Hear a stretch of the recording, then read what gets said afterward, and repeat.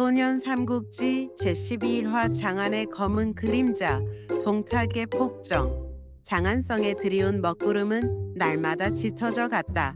황도였던 이곳은 이제 동탁이라는 거대한 폭군의 소나귀에 완전히 넘어갔다. 그는 어린 황제 헌제를 꼭두각시처럼 앞세워 전횡을 일삼았고 그 권력으로 상상조차 할 수 없는 폭정을 휘둘렀다. 백성들의 삶은 지옥과 다름없었다. 거리에선 굶주림에 지쳐 쓰러지는 이들이 속출했고 부당한 세금과 강제 노역에 시달리다 쓰러지는 이들의 신음소리가 끊이지 않았다. 동탁의 눈에는 오직 자신의 욕망만이 가득했으며 백성들의 고통 따위는 안중에도 없었다. 영웅들은 이 참담한 현실에 분노로 들끓었다. 하지만 동탁의 세력은 너무나 막강했다. 서량에서 온 그의 군대는 강성했고 무엇보다 그의 곁에는 여포라는 천하무적의 맹장이 버티고 있었다. 여포는 말 그대로 일당백의 힘을 가진 존재였다. 그의 방천화극이 한번 휘둘러질 때마다 수십 명의 병사들이 맥없이 쓰러져 갔고 그의 붉은 토끼만은 전장을 종횡무진하며 연합군에게 공포를 심어주었다. 유비, 관우, 장비, 삼형제는 동탁 토벌을 위한 연합군에 합류했다. 그들의 마음속에는 한나라 황실을 다시 바로 세우고 백성들의 고통을 덜어주겠다는 뜨거운 의지가 활활 타올랐다. 하지만 연합군의 현실은 그들의 열정과는 너무나 달랐다. 원소는 명분상 연합군의 맹주를 자처했지만 그는 좀처럼 전진할 생각을 하지 않았다. 오히려 후방에서 안락하게 지내며 다른 제후들의 움직임만을 살필 뿐이었다. 각 제후들 역시 마찬가지였다. 저마다 자신의 세력을 불리고 이익을 챙기는 데 급급했으며 서로를 견제하기 바빴다. 진정으로 동탁을 토벌하려는 의지보다는 이번 기회에 자신의 입지를 다지려는 욕심이 더 커 보였다. 이런 상황은 누구보다도 장비를 분노하게 했다. 형님, 이대로 가다간 동탁만 배불려주는 꼴이요.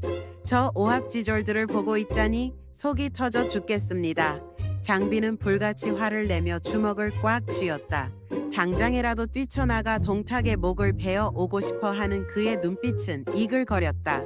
하지만 유비는 그런 장비를 침착하게 다독였다. 아우야, 마음은 알지만 조급해선 안 된다. 때가 올 것이다. 우리의 힘을 온전히 보여줄 때까지 조금만 더 기다리자. 유비의 침착하고 인내심 있는 태도는 장비의 불같은 성정을 누그러뜨리는 유일한 방법이었다. 관우 역시 묵묵히 칼날을 갈며 때를 기다렸다. 그의 눈빛은 조용했지만 그 속에는 폭군 동탁을 향한 날카로운 증오심이 서려 있었다. 연합군 내부의 답답함이 극에 달했을 무렵 뜻밖의 첩보가 들어왔다. 동탁의 조카이자 그의 신복 중 한 명인 동민이 장안성을 비우고 낙양으로 향한다는 소식이었다. 동민은 동탁의 총애를 받는 인물로 동탁의 악행에 적극적으로 동조하며 백성들을 수탈하는 데 앞장섰던 자였다. 이 소식은 유비에게 번뜩이는 기회를 제공했다. 이것은 하늘이 내린 기회다. 유비는 즉시 관우와 장비를 불러 모았다. 동민이 낙양으로 향한다니 그 기회를 놓칠 수 없다. 소규모 병력을 이끌고 동민의 뒤를 쫓아 그를 격파하자. 이 소식이 연합군의 작은 활력소가 될 것이다. 세 형제는 망설임 없이 유비의 계획에 따랐다. 그들은 정예 병사들을 선별하여 은밀히 장안성 외곽을 빠져나왔다. 낙양으로 향하는 길은 험난했지만 삼형제의 눈빛은 오직 동민을 잡겠다는 일념으로 불타올랐다. 며칠 밤낮을 달려 마침내 낙양으로 가는 길목에서 동민의 군대와 맞닥뜨렸다. 동민은 제법 용맹한 장수였다.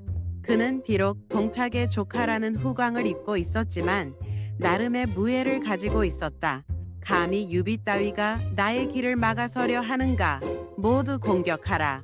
동민은 검을 뽑아들고 군사들을 독려했다. 하지만 동민은 관우와 장비의 상대가 될 수 없었다.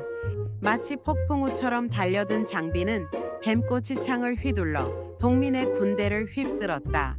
그의 창날이 번개처럼 움직일 때마다 수십 명의 병사들이 쓰러져 나갔고 장비의 호통 소리는 전장을 압도했다. 동민의 병사들은 장비의 기세에 눌려 제대로 싸우지도 못하고 뿔뿔이 흩어지기 시작했다. 장비가 적진을 휘젓는 동안 관우는 청룡원 월도를 번쩍이며 동민에게로 향했다. 관우의 눈빛은 얼음처럼 차가웠고 그의 움직임은 마치 신출귀몰한 용과 같았다. 동민은 필사적으로 막아섰지만 관우의 언얼도는 너무나 빠르고 강력했다. 단 한 합, 관우의 청룡원 월도가 번쩍이는 순간 동민의 목이 허공을 갈랐다. 피가 분수처럼 솟구쳤고 동민의 몸은 힘없이 땅바닥에 쓰러졌다. 동민의 죽음과 함께 그의 군대는 완전히 와해되었다. 삼형제는 승리의 함성을 지르며 전장을 정리했다. 동민을 물리쳤다는 소식은 즉시 연합군 진영으로 전해졌다. 제후들은 자신들이 나서지 못했던 일을 유비 삼형제가 해냈다는 사실에 놀라움을 금치 못했다. 이 소식은 연합군 전체의 작은 활력소가 되었다. 오랜 침체에 빠져 있던 연합군의 사기는 비로소 조금이나마 회복되는 듯했다. 유비 삼형제의 용기와 과감한 행동은 다른 제후들에게도 일말의 자극이 되었다. 그러나 동탁은 여전히 건재했다. 동민의 죽음은 동탁에게 분노를 안겨주었지만 그의 권력에는 큰 타격을 주지 못했다. 오히려 동탁은 자신의 요새를 더욱 굳건히 하고 여포를 앞세워 연합군을 더욱 강하게 압박했다. 장안성 외곽에는 동탁이 지은 거대한 요새가 있었고 그 요새는 마치 철옹성처럼 견고했다. 연합군은 동민을 물리친 기세를 몰아 다음 전략을 고심해야 했다. 저 거대한 요새를 뚫지 못하면 동탁의 심장부인 장안성으로 진격하는 것은 불가능했다. 과연 연합군은 난공불락의 동탁 요새를 뚫고 폭군 동탁을 쓰러뜨릴 수 있을까?